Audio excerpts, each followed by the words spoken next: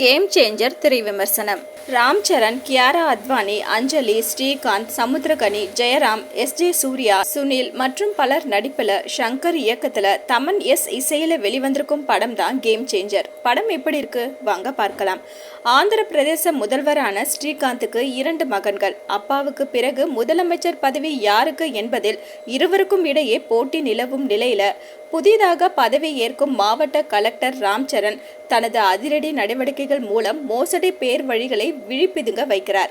அவரது நடவடிக்கைகளால் முதல்வரின் இளைய மகனான அமைச்சர் எஸ்.ஜே. சூர்யாவுக்கும் அவருக்கும் இடையே மோதல் ஏற்படுகிறது. இதற்கிடையே உடல்நல குறைவால் முதல்வர் உயிரிழக்க அடுத்த முதல்வராக அவரது இளைய மகன் எஸ்.ஜே. சூர்யா பதவியேற்க தயாராவதோடு முதல்வராக பதவியேற்ற முதல் வேளையாக தன்னை அவமானப்படுத்திய கலெக்டர் ராம் சரணை பழிவாங்க வேண்டும் என்ற முடிவில் இருக்கிறார். இந்த நிலையில முதல்வர் இறப்பதற்கு முன்பு தனது அரசியல் வாரிசாக ராம் சரணை அறிவிப்பதோடு அவர்தான் தனக்கு இறுதி சடங்கு செய்ய வேண்டும் என்ற தனது கடைசி ஆசையோடு அவர்தான் ஆந்திர பிரதேசத்தின் அடுத்த முதல்வர் என்றும் அறிவித்த வீடியோ வெளியாகிறது. இதனால் எஸ்.ஜே. சூர்யா முதல்வர் ஆவதில் சிக்கல் ஏற்பட அதே சமயம் ராம் சரணையும் முதல்வராக விடாமல் தடுக்கும் முயற்சி எஸ்.ஜே. சூர்யா ஈடுபடுகிறார்.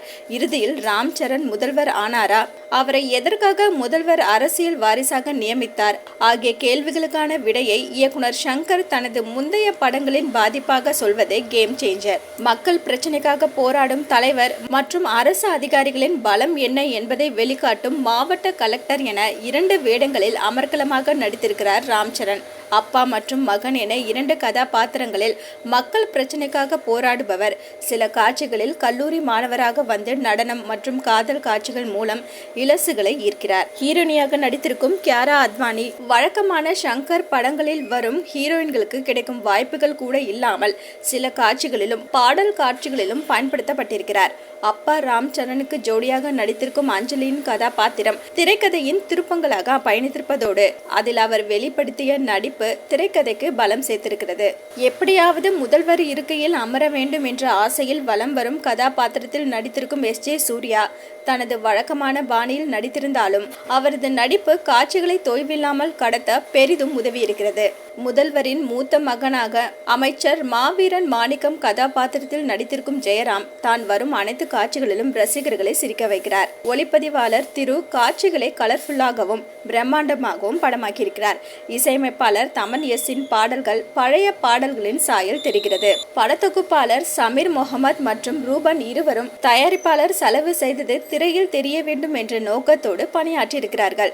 சமூக பிரச்சனைகளை கமர்ஷியலாக சொல்வதோடு கலகலப்பாகவும் சொல்வதில் கில்லாடியான இயக்குனர் ஷங்கர் தனது வழக்கமான பாணியில் இந்த படத்தை கையாண்டிருந்தாலும் புதிதாக எதுவும் இல்லாத உணர்வை படம் கொடுப்பதோடு அக்மார்க் தெலுங்கு படத்தை பார்க்கும் உணர்வையும் கொடுக்கிறது. தமிழக அரசியல் குடும்பத்தை சீண்டும் வகையில் காட்சிகளை வைத்திருக்கும் இயக்குனர் ஷங்கரின் தைரியத்தை பாராட்டியாக வேண்டும். அதே சமயம் ஒரு தரப்பினரை மட்டுமே குறை சொல்லும் இயக்குனர் ஷங்கர் பொதுப்படையாக அரசியல்வாதிகளின் மக்கள் எதிர்ப்பு போக்கை விமர்சித்திருந்தால் நிச்சயம் அவரது முந்தைய படங்களை கொண்டாடியது போல் மக்கள் இந்த படத்தையும் கொண்டாடியிருப்பார்கள். மொத்தத்துல கேம் சேஞ்சர் எந்த மாற்றத்தையும் ஏற்படுத்தாது.